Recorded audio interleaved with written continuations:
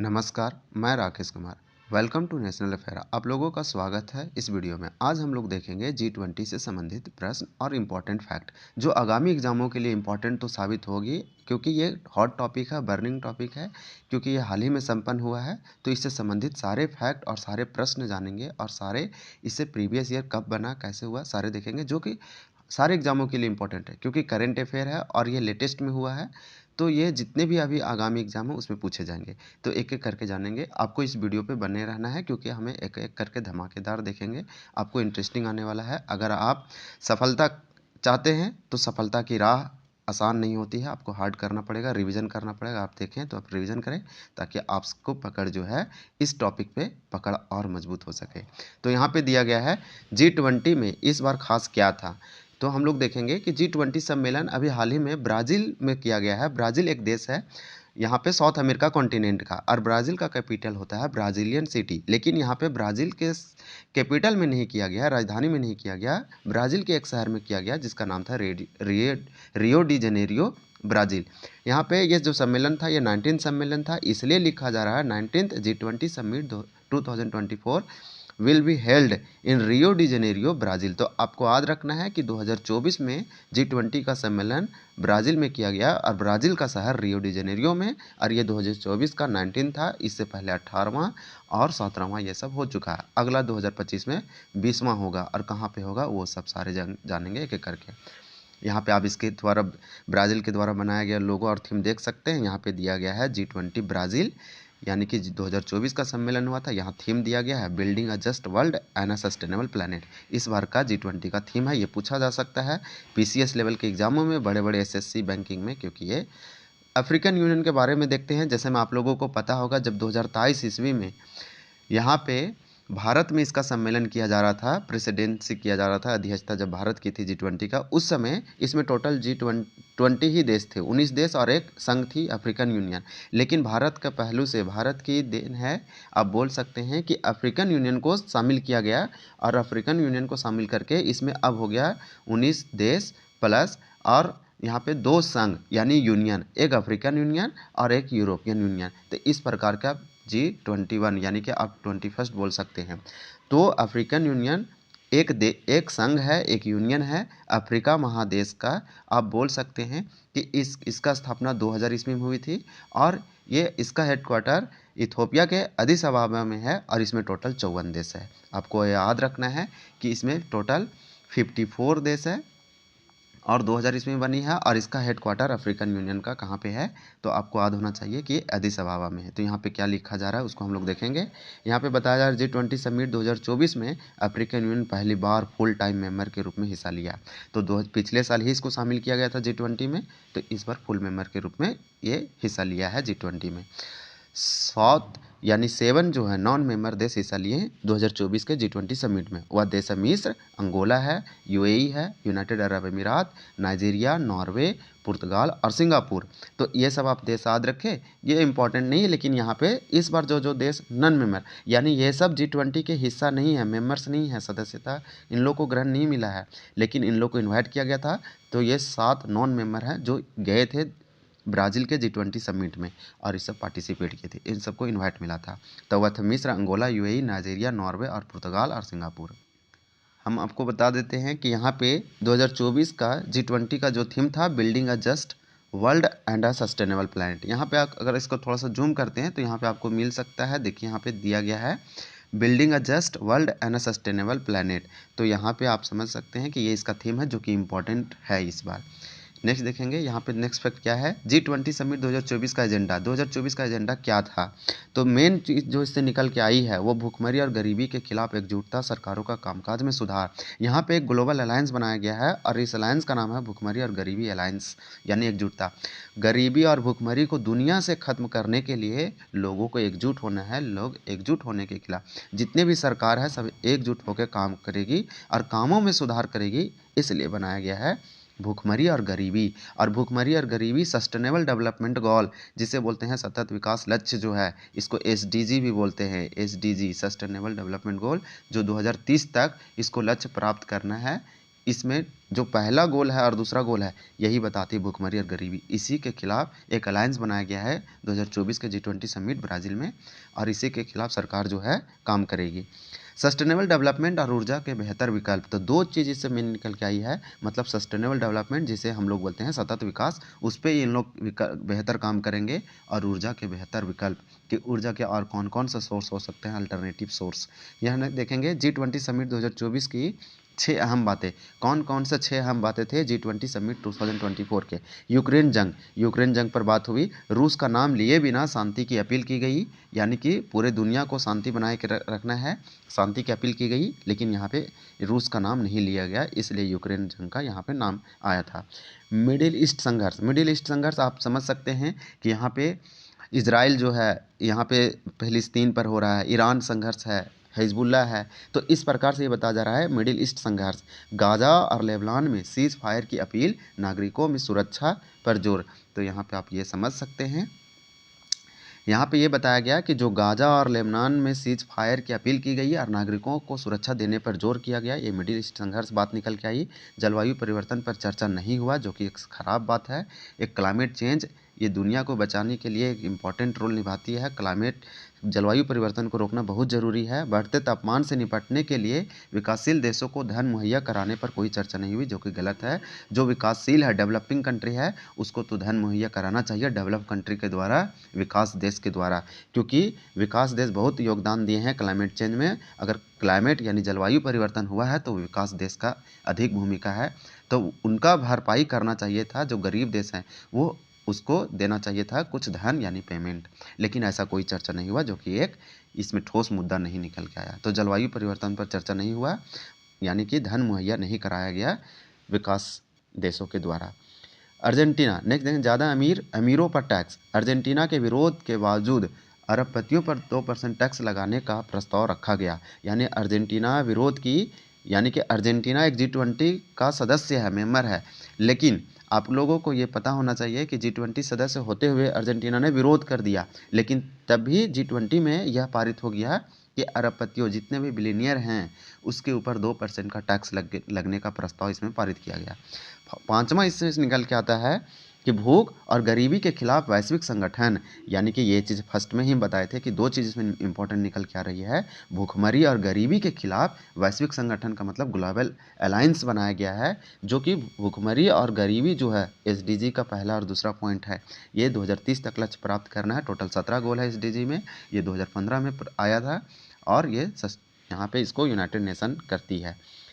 तो भूख और गरीबी के खिलाफ वैश्विक संगठन गठबंधन कहने का अर्थ यह हुआ कि पूरे ग्लोबल को एकजुट होना है, भूखमरी और गरीबी को ख़त्म करना है, इसके खिलाफ लड़ना है।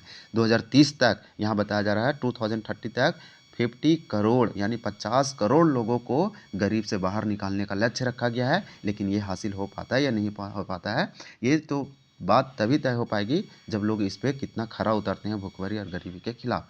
जितना ज़ोरदार सरकार अगर काम करती है सारे देश मिल के कि भूखमरी और गरीबी को ख़त्म करना है, तो ऑब्वियसली इस हासिल को अचीव किया जा सकता है। अगर इन लोग ढील देते हैं तो ये बात एक कागजी पर ही रह जाएगा, एक बोला ही रह जाएगा, लिखा ही रह जाएगा, ये एक्चुअली ग्राउंड पर नहीं आ पाएगा। यूनाइटेड नेशन सिक्योरिटी काउंसिल में सुधार की मांग की गई। यूनाइटेड नेशन सिक्योरिटी काउंसिल यानी कि संयुक्त जो राष्ट्र है उसका जो सिक्योरिटी परिषद है उसमें सुधार करने की मांग रखा गया G20 देशों के द्वारा। सुरक्षा परिषद यूनाइटेड नेशन सिक्योरिटी काउंसिल में अफ्रीका, एशिया, लैटिन अमेरिका और कैरिबियाई देशों की प्रतिनिधि देने की मांग की गई। अगर एशिया में बात करें तो वो भारत हो सकता है। भारत को यहाँ डिमांड रखा जा रहा है, यानी कि शामिल करना है यूनाइटेड नेशन सिक्योरिटी काउंसिल में जो परमानेंट मेंबर होते हैं। इसके परमानेंट मेंबर बहुत ही कम है, तो यहाँ अफ्रीका से भी बोल रहा है रिप्रेजेंटेटिव होना चाहिए, एशिया से, लैटिन अमेरिका और कैरिबियाई देश। ये जो इम्पॉर्टेंट फैक्ट है ये बहुत इंपॉर्टेंट आपको हेल्प करेगा, आपके नॉलेज को बूस्ट करेगा, एनहांस करेगा। अगर आप किसी एग्ज़ाम का अगर मेंस तैयारी कर रहे हैं तो सेकेंड फेज के लिए इंपॉर्टेंट होगा, क्योंकि यहाँ पे थ्योरी टाइप से दिया गया है जो कि इंपॉर्टेंट साबित होगा। अगर ये सब पॉइंट लिखते हैं तो आपको नंबर अधिक मिलेगा।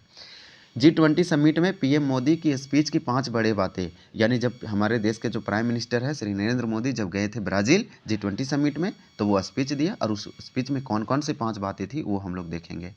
तो फर्स्ट पॉइंट यहाँ पे दिया गया है, आप देख पा रहे होंगे, भूखमरी और गरीबी के खिलाफ एकजुटता के लिए ब्राज़ील की पहल का समर्थन।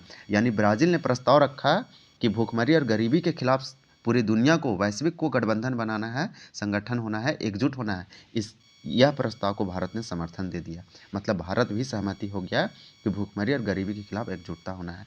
तो पहला ये भाषण निकल के आया। दूसरा, एक पृथ्वी, एक परिवार, एक भविष्य, ये हमारा थीम था 2023 का।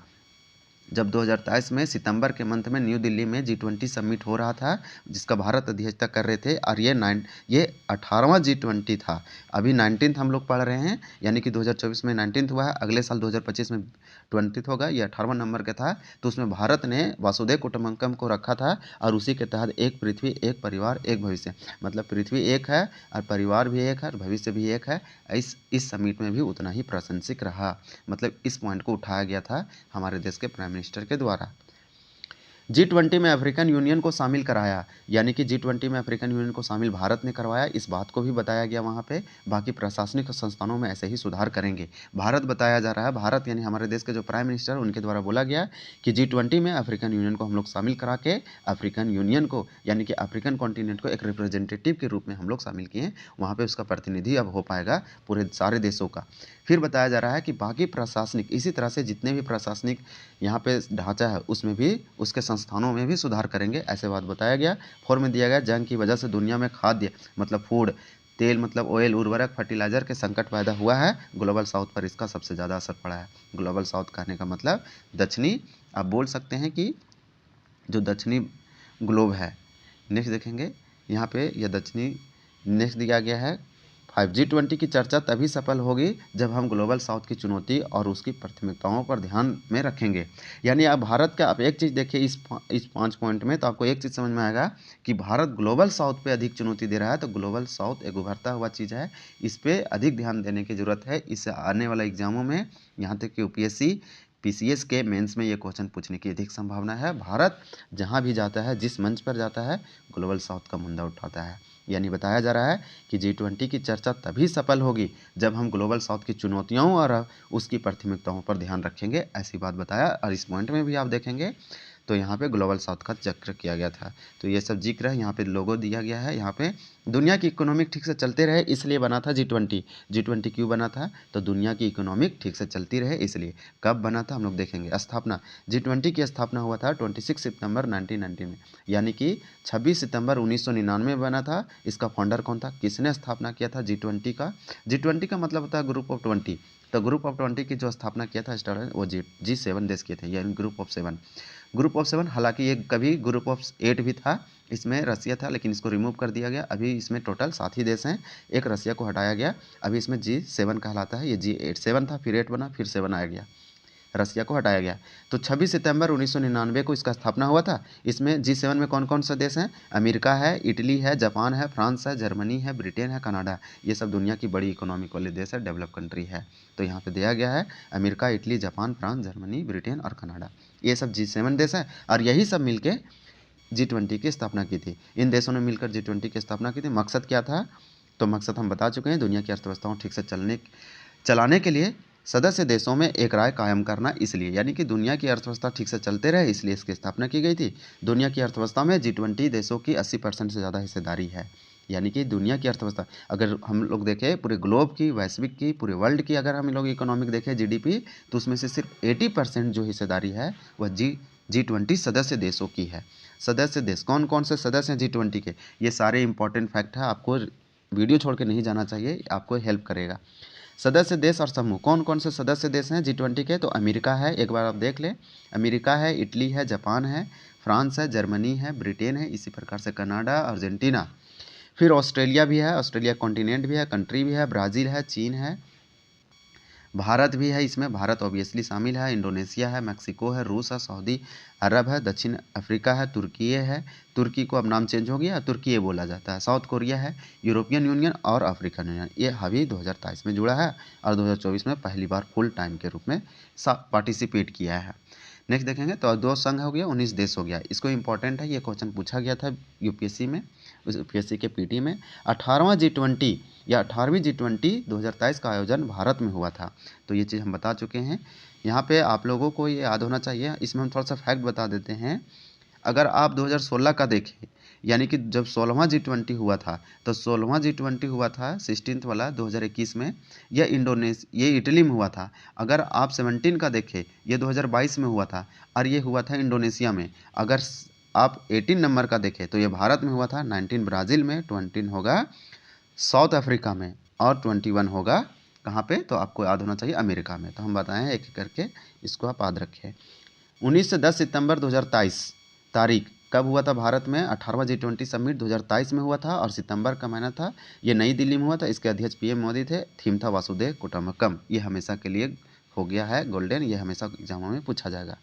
भारत में पहली बार हुआ था, इसलिए ये इंपॉर्टेंट है, तो आप लोगों को यहाँ पे दिया गया है। भारत में हुई समिट में क्या खास रहा, तो सभी राज्य और केंद्र शासित प्रदेशों में 60 जगहों पर G20 की 200 से ज़्यादा बैठकें हुई थी। इसमें से 1 लाख से ज़्यादा मेहमान शामिल हुए थे। अलग अलग देशों से डेलीगेट आए थे, 1 लाख प्लस 1 लाख प्लस आए हैं, और अलग अलग राज्यों में हुआ, अलग अलग केंद्र शासित प्रदेश में हुआ, 60 जगहों 60 शहरों में हुआ, उसमें से टोटल 200 बैठक हुई, ये बताया जा रहा है। ये हालांकि आप लोगों को ध्यान रखने की चीज़ है। अगर वीडियो पसंद आ रहा है तो चैनल को आप ज़रूर सब्सक्राइब करें, वीडियो को भी शेयर करें ताकि दूसरों लोगों को थोड़ा सा बेनिफिट हो सके।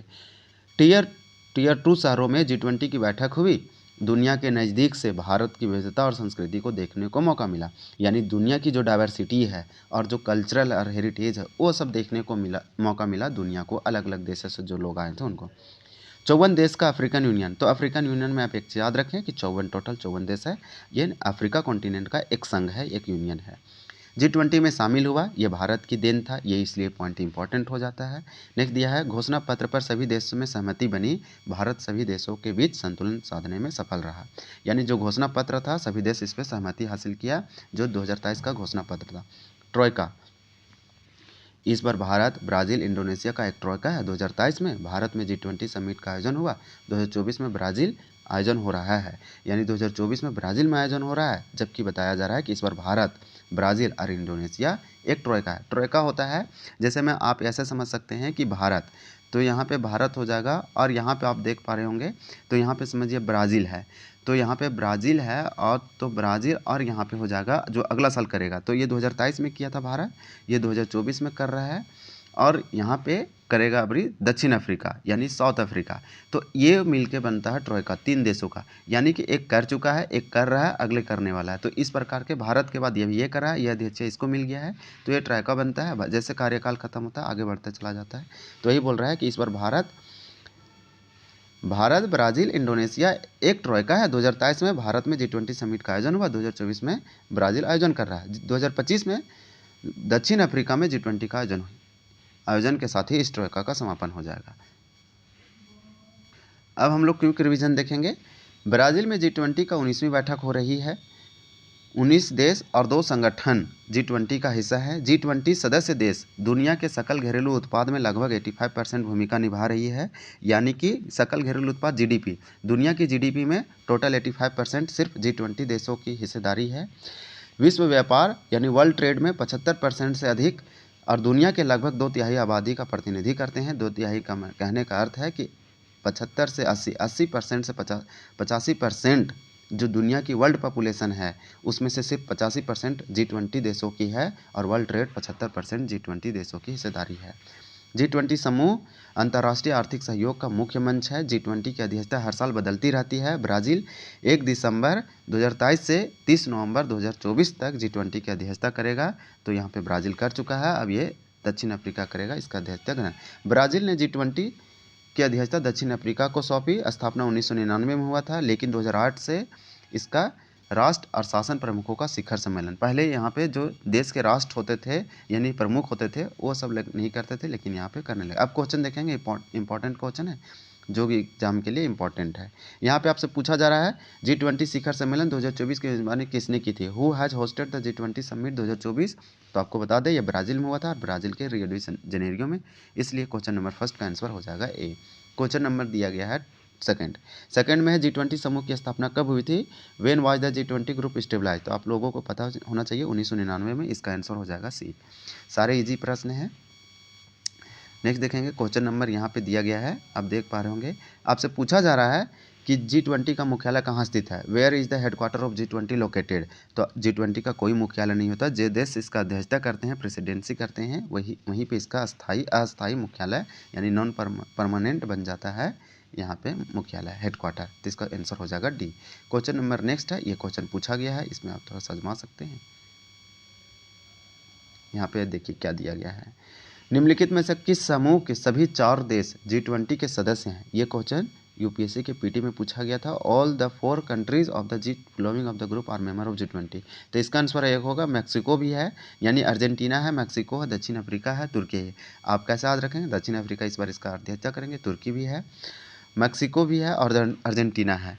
कनाडा यहाँ पे दिया गया, मलेशिया नहीं, कट जाएगा इसलिए। ईरान वगैरह दिया है, ये वियतनाम है, इससे आंसर कट जाएगा। इसका आंसर होगा इंडोनेशिया, जापान, सिंगापुर, दक्षिण कोरिया। सिंगापुर वगैरह है, यहाँ पे देखिए कुछ दिया गया है, यहाँ पे ये सिंगापुर है, लेकिन ये इंडोनेशिया है, सिंगापुर नहीं है, इसलिए कट जाएगा। इसका आंसर हो जाएगा आप याद रखें, अर्जेंटीना है, मैक्सिको है, दक्षिण अफ्रीका है, तुर्की है। ये सारे इंपॉर्टेंट है। क्वेश्चन नंबर नेक्स्ट दिया गया है, भारत में आयोजित G20 सम्मेलन 2023 में G20 का 21वां अस्थायी सदस्य कौन बना था। Who has become the 21st permanent member of G20 in the G20 summit 2023। तो 23 में जो भारत इसका अध्यक्षता कर रहा था, यह 18वां सम्मेलन था, इसमें अफ्रीकन संघ को बनाया गया था भारत के द्वारा इसका संघ। तो इसका आंसर हो जाएगा सी। क्वेश्चन नंबर ये दिया गया है, इसका आंसर क्या होगा हम लोग देखते हैं। G20 सदस्य में शामिल है when which member of the G20 include. तो इसमें तुम आप लोगों को कमेंट करना है, क्या इसमें 19 देश और अफ्रीकन यूरोपियन यूनियन है, 18 देश यूरोपियन यूनियन है, 16 देश और यूरोपियन संघ है। इसका आंसर आपको बताना है कि कितने देश और कौन सा संघ है। इसका आंसर ABC करके दिया गया है। नेक्स्ट देखेंगे यहाँ पे, तो टोटल इतने ही प्रश्न था। अगर वीडियो पसंद आया है तो चैनल को ज़रूर सब्सक्राइब करें, कमेंट करें, ताकि आप सजेस्ट करें कि कौन सा टॉपिक पर बनाना चाहिए, कैसा बनाना चाहिए, आपको कैसा लगा, इसमें क्या इम्प्रूव करना चाहिए। और शेयर करें और कमेंट भी करें, और चैनल को अगर सब्सक्राइब नहीं करें तो ज़रूर सब्सक्राइब करें। Thank you for watching this video.